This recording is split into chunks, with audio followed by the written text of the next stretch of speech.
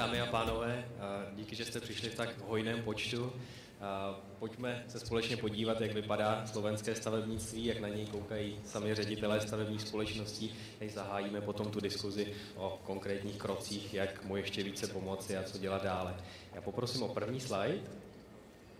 Tak, když si historicky zhrneme, jak slovenské stavebnictví se vyvíjelo, tak asi vám to přeložím, protože ty čísla jsou příliš malá. Do roku 2008 byl konstantní růst, všechno bylo výborné. Hlavním problémem stavebních firm v té době, kdy jsme dělali výzkumy, byl nedostatek lidských rukou. Bylo tolik práce, že ji neměl kdo dělat. Když jsme se schválně koukali, kolik firm mělo problém v té době s nedostatkem zakázek, tak to bylo méně než 1 ze 4. To znamená, naprostá většina firm vůbec nepocitovala nedostatek zakázek. Přišel rok 2008, vrchol slovenského stavebnictví, a od roku 2009 až do současnosti stavebnictví klesá. Kleslo už o 27%, to je více jak čtvrtina hodnoty výkonu celého sektoru, což je opravdu hodně. Pokud se podíváme znovu, co trápí firmy, tak ty problémy jsou nyní úplně někde jinde. Ten sektor se úplně změnil. Už to není o tom, že je málo rukou, které by pracovaly, těch je naopak nyní příliš. Probíhá velice intenzivní konkurenční boj a hlavním problémem jsou zakázky. Téměř všechny firmy zmiňují, že mají nedostatek zakázek. Poprosím druhý slide. Co nás tedy čeká?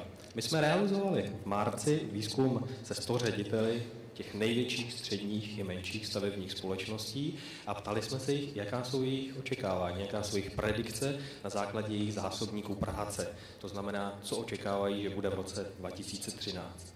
Podle těchto výsledků by v roce 2013 mělo dojít k poklesu slovenského stavebnictví o přibližně 4,6%, což už je podstatně méně, než to bylo v tom minulém roce, kdy kleslo o 12,5%. Když se podíváme na jednotlivé segmenty, to znamená velké nebo malé firmy, případně z pohledu zaměření na pozemní nebo inženýrské stavitelství, tak ty očekávání jsou velice podobná. To znamená, tam jsou odchylky jenom v řádech několika málo procent. Optimismus je vidět, jak už zmiňoval pan premiér, pro rok příští, v roce 2014, kdyby sektor se měl stabilizovat a v lepším případě, pokud se podaří včas a bez problémů vytendrovat v tomto roce velké veřejné zakázky, tak ty by do toho sektoru mohly přitéct a v plné síle se projevit v roce příštím, možná i mírným růstem, který by měl být kolem 0,5%. To znamená, jedná se stále o takovou spíš stabilizaci. Další slide, prosím. V tržbách, jak se to projeví. V roce 2013 by v průměru tržby měly klesnout mezi 3–4%. Tady je zajímavý rozdíl mezi velkými a malými společnostmi, kdy velké ten největší propad už zaznamenali a očekávají, že teď kolem 0 se budou pohybovat, to znamená, nebude tam ani výraznější pokles, ani výraznější růst. Naopak malé stále ještě očekávají pokles kolem 4–5%. V roce 2014 by mohlo dojít k mírnému růstu, což je vázáno, jak už bylo zmíněno, na ty velké veřejné zakázky kolem 1%, to znamená, jedná se o velice mírný růst. Nicméně, když vyhodnotíme všechna naše předchozí setkání, je to první náznak optimismu. Tak další slide, prosím. Jak to vypadá se zásobou zakázek, to znamená to, čím je stavebnictví typické, určitou dlouhodobostí svých zakázek a díky tomu je určité možnosti dobře predikovat na 6, 9 i 12 měsíců. Vytěženost kapacit je nyní 63%. Je to zejména díky tomu, je to velice nízké vytížení a je to zejména díky tomu, že končí sezóna zimní, kde té práce nejmí. To znamená, firmy jsou nyní aktuálně v tom útlumu a čekají na rozjezd sezóny. Když se podíváme na podíl firem, které mají méně zakázek než před rokem, což je určitý indikátor toho, jestli už se ta situace začíná zlepšovat, tak 51% všech firm uvádí, že má zakázek méně. To je stále vysoké číslo. Každá druhá firma má zakázek nyní méně než před rokem. To znamená, ten pokles pro tento rok je velice reálný. Další slide, prosím. Sebedůvěra. Jak vidí ředitelé svoji pozici své vlastní firmy, to znamená, jestli se jim podaří překonat konkurenci, jestli už to bude lepší, aspoň u nich v té jedné konkrétní firmě. V marci méně než polovina, to znamená přibližně 1 ze 2 ředitelů věřil, že se mu podaří překonat jeho konkurenta. My, když se podíváme na poslední rok růstu, to znamená 2008, tak jich bylo 100%. Logicky ne všichni můžou překonat konkurenci, nicméně ten duch té doby byl v takové euforii. Další slide, prosím. Se pravidelně v každé studii zabýváme i aktuálními tématy, co se děje zrovna nyní na trhu a není to něco, co se vyvine během pár měsíců. Tady jsme si zvolili téma, jak se firmám staví, jaká je kvalita projektové dokumentace. Navazujeme tím vlastně na předchozí téma, které bylo samotná výstavba a její kvalita. To je docela znepokojivé, ty závěry, protože podle 48%, to znamená podle poloviny firm, je kvalita projektové dokumentace horší, než byla před krizí.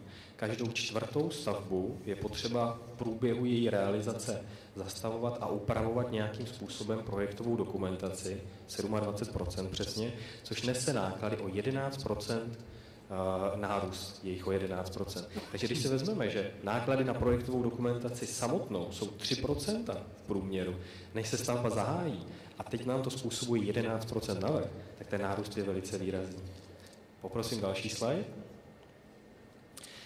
Proto jsme se i firm ptali, jestli by nechtěli radši projektovat si to sami na svoje technologie a potom stavět. To znamená design and build.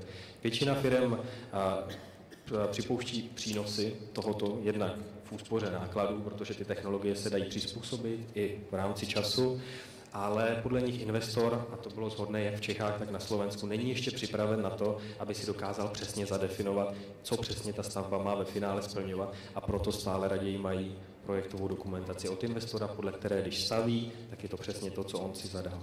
Další slide, prosím. V reklamacích, jak se to projevuje? Nárůst reklamací potvrdila čtvrtina, 25 firm, ale většina jich uvádí, že jsou neopodstatněné. A když se podíváme na dalším slajdu, co jsou hlavní příčiny reklamací, tak jsou tam dvě. První je nesoulad očekávání investora a podepsané smlouvy. To vychází z toho, že máme nějakou představu, co chceme postavit. Nicméně potom je řada kol vyjednávání, zejména cenových, které vedou k takovým úpravám, že ve finále vlastně místo toho, co jsme chtěli, máme něco trošku jiného. A jsme tím bohužel ne při podpisu, ale až při finální realizaci zaskočení. Druhý důvod, který je ještě o něco více znepokojující, je snaha investora ušetřit formou smluvních pokut. A tam se jedná o to, že projekty, které se nyní staví, byly plánovány zpravidla i před řadou let a ta jejich výnosnost byla plánována určitým způsobem na danou ekonomickou situaci. Ta je nyní úplně jiná. To znamená, i investoři se snaží šetřit tak, aby tu svoji aktuální výnosnost projektu nějakým způsobem vylepšili. A závěrečný slide, myslím? Jo. Je to slide, který už jsem ukazoval před chvílí, jenom teda chci shrnout to nejdůležitější z celé prezentace z kvartální analýzy, kterou máte všichni před sebou. 2013 ještě rokem růstu nebude, tam uvidíme ještě určitý pokles, ale můžeme říct, že naděje pro rok 2014, která má určité reálné základy, existuje, že by už mohlo dojít k růstu, to znamená rok 2013 byl vrcholem krize ve slovenském stavebnictví. Díky za vaši pozornost.